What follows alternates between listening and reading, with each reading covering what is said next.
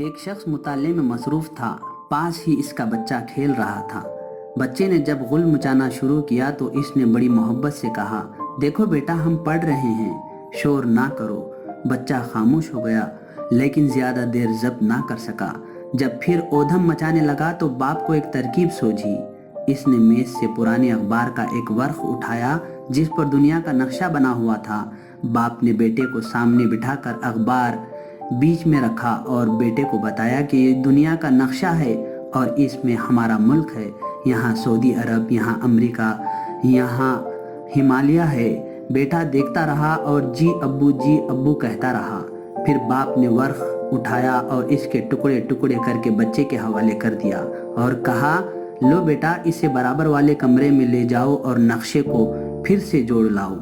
جب بچہ چلا گیا تو باپ نے اطمینان کا سانس لیا اور دل میں کہا، 3-4 گھنٹوں کے لیے درد سر ختم ہوا۔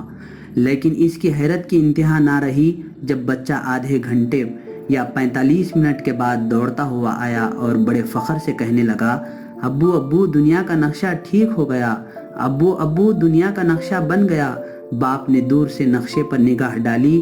پہاڑوں کے سلسلے، دریاؤں کی گزرگاہیں، شہروں کے محل و خو سب اپنے اپنے مقام پر درست پائے۔ پوچھا، بیٹا تم نے یہ کارنامہ کیسے انجام دیا؟ بیٹے نے جواب دیا، ابو یہ کام بڑا آسان تھا۔ باپ کی جستجو اور بڑھ گئی۔ بیٹے نے کہا، ابو آپ نے جب نقشے کے ٹکڑے کرنے کے لیے اسے اٹھایا تو میں نے دیکھا کہ اس نقشے کی دوسری طرف اتنی ہی بڑی انسان کی تصویر بنی ہوئی تھی۔ بس میں نے اس تصویر کو جوڑ دیا، دنیا کا نقشہ آپ سے آپ ٹھیک ہو گیا۔ حقیقت یہ ہے کہ انسان جہاں کہیں بھی ہو اور جس قسم کی بھی اصلاح چاہتا ہو، اس کے لیے ضروری ہے کہ سب سے پہلے اپنی اصلاح کرے اور اپنی ذات کی تنظیم کی طرف توجہ دے۔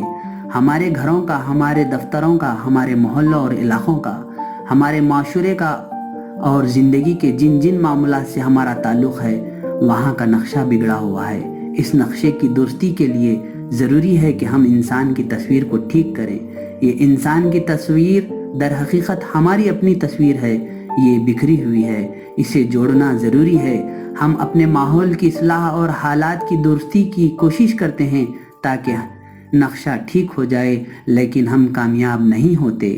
گہرائی میں جاتے ہیں تو معلوم ہوتا ہے کہ تصویر بکھری ہوئی ہے۔